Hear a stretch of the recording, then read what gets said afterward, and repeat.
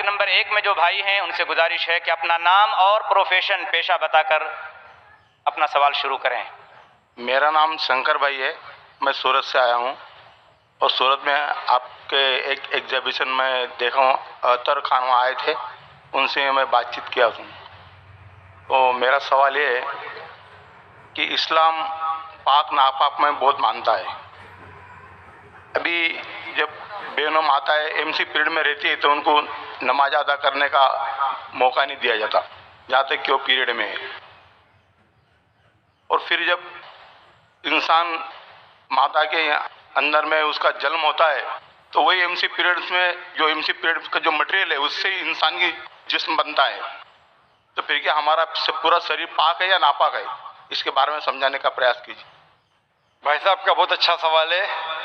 بھائی صاحب سورت سے ہے اور پوچھ رہے ہیں کہ اسلام پاک اور ناپاک میں بہت مانتا ہے، اور جب خواتین حیض میں ہوتی ہے ڈورنگ دا مینسٹرل سائیکل، اس وقت انہیں اجازت نہیں کہ وہ نماز پڑھے، اور یہ کہنا چاہتے ہیں کہ کیونکہ اس وقت عورت ناپاک ہے، اور اسی ناپاک کے ذریعے جب بچہ پیدا ہوتا ہے تو اس وقت بھی نماز نہیں پڑھنے کا حکم ہے۔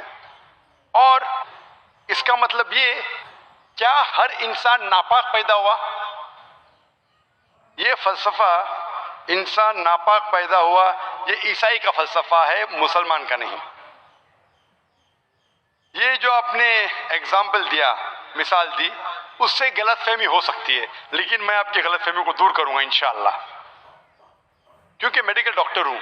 میں جانتا ہوں کہ عورت جب حیض کے وقت ہوتی ہے during the menstrual cycles, there are various psychological changes, جو دماغ کی جو چینجز ہوتے psychological, many physiological changes take place. تو اس چینجز کے وجہ سے اللہ سبحانہ و تعالیٰ نے عورتوں کو چھوٹ دی ہے کہ ایسی حالت میں آپ نماز پڑھنے کی آپ کو ضرورت نہیں۔ چھوٹ ہے، چھوٹ مطلب کنسیشن۔ تو جب کسی آدمی کو یا عورت کو کنسیشن دی جاتی، اس کا مطلب نہیں کہ یہ اسے ذلیل کر رہا ہے، سمجھ رہے اپنا؟ تو چھوٹ دی جاتی کہ آپ اس وقت جب حیض کی حالت میں آپ کو نماز پڑھنے کی ضرورت نہیں ہے، سمجھ رہے اپنا؟ تو اسی طریقے سے یہ کہنا کہ انسان ناپاک پیدا ہو بالکل غلط ہے، کیونکہ اللہ کے رسول کی حدیث بھی ہے، ہم جب پیدا ہوئے، جو قرآن کی آیت ہے، ہم پیدا ہوئے منی سے، semen, ovum as well as sperm, مل کے زائگوٹ ہو جاتا ہے۔ اس کو ہندی میں کیا کہتے ہیں، اردو میں کیا کہتے ہیں، ذرا میڈیکل جو اسٹڈیز کیا ہوں میں انگریزی میں کیا ہوں، تو مین sperm and ovum meet, it's called as zygote. آپ سمجھے نا؟ تو اس کا مطلب ہمیں جب منی نکلتی ہے ہمیں نہانا فرض ہے، لیکن اس کا مطلب یہ نہیں کہ منی ناپاک ہے۔ جب ہم بستری کرتے ہیں، جو ذہنی حالت ہوتی ہے وغیرہ، اس کے وجہ سے نہانا ضروری ہے نماز پڑھنے کے پہلے، اس کا مطلب یہ نہیں کہ منی ناپاک ہے۔ قرآن اور حدیث میں کہیں بھی نہیں لکھا ہے کہ منی ناپاک ہے، لیکن اکثر لوگ غیر مسلمان بھی سمجھتے کہ منی ناپاک ہے۔ منی ناپاک نہیں ہے۔ ایک حدیث اللہ کے رسول کی کہ ایک شخص ہم بستری کرنے کے بعد وہ منی کپڑے پہ گر جاتی ہے، تو اللہ کے رسول نے کہا کہ اس منی کو کھرچو، مطلب وہ جب ڈرائی ہو جاتا ہے اسے نکال دو، بس کافی ہے۔ تو یہ کہنا کہ منی ناپاک ہے یہ ہماری غلط فہمی ہے۔ منی ناپاک ہے ہی نہیں، کیونکہ منی سے ہم پیدا ہوتے ہیں۔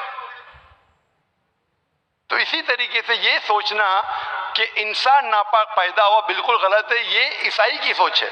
مین is born in sin, human being. تو الحمدللہ جو قرآن کی آیت ہے من من یمنا، ایک سپرم سے پیدا ہوئے، اور کئی جگہ لگا کہ ہم مکسڈ فلوئڈ سے، سورہ انسان سورہ نمبر 76 ورس نمبر 2 میں، کہ ہم نے انسان کو بنایا ہے امشاج سے، مطلب مکسڈ فلوئڈ سے۔ تو اس کا مطلب جو عورت میں اووم ہوتا ہے، جو مرد میں منی سپرم ہوتا ہے، اس سے انسان پیدا ہوا، اور کہیں بھی نہیں لکھا ہے کہ ناپاک ہے۔ Hope the answer the question. Mic number 1 سے غیر مسلم بھائی ہے تو وہ اپنا سوال کر سکتے ہیں۔ جے جنین آداب۔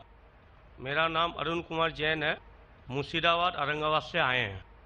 मेरा क्वेश्चन है, जो नया मस्जिद बन रहा है और कब्रिस्तान है और ईदगाह है, उसमें मेरा मन हुआ है जो हम इसमें ज़मीन या पैसा रुपया दें, मेरा मन चाहता है। लेकिन उन लोग बोलते हैं कि हम लोग गैर मुसलमान से कोई चीज़ नहीं लेते हैं। क्यों?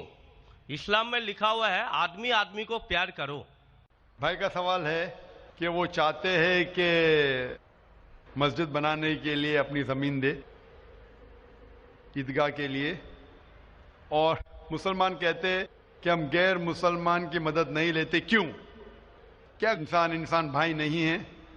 भाई साहब, गैर मुसलमान की मदद लेना इस्लाम में हराम नहीं है, लेकिन कुछ शरायतें कुछ चीज़ों के लिए। मिसाल के तौर पे मस्जिद बनाने के लिए कुछ शर्त है। मस्जिद बनाने के लिए एक मुसलमान अपनी ज़कात का पैसा भी नहीं दे सकता है। ज़कात एक मुसलमान के लिए फ़र्ज़ है कि वो 2.5% अपनी बचत का, हर कमरी साल वो 2.5% अपनी बचत का जो निसाब के ऊपर है, 85 ग्राम सोने के ऊपर है, उसे ज़कात देना चाहिए। और ज़कात की कई शराइत है कि फ़ुक़ारा को देना चाहिए, गरीब को देना चाहिए, मसाकिन को, मुअल्ला और फुतुल क़ुलूब, गारिमून जो कर्जदार है, वगैरह वगैरह, इब्न सबील। लेकिन इसके अंदर ये मुसलमान अपनी ज़कात का पैसा मस्जिद के लिए नहीं दे सकता है, क्योंकि मस्जिद एक मुसलमान का फ़र्ज़ है कि वो अपने पैसे से बनाए, और ज़कात का पैसा भी इसमें इस्तेमाल नहीं हो सकता है, अपने बाकी पैसे से बनाए।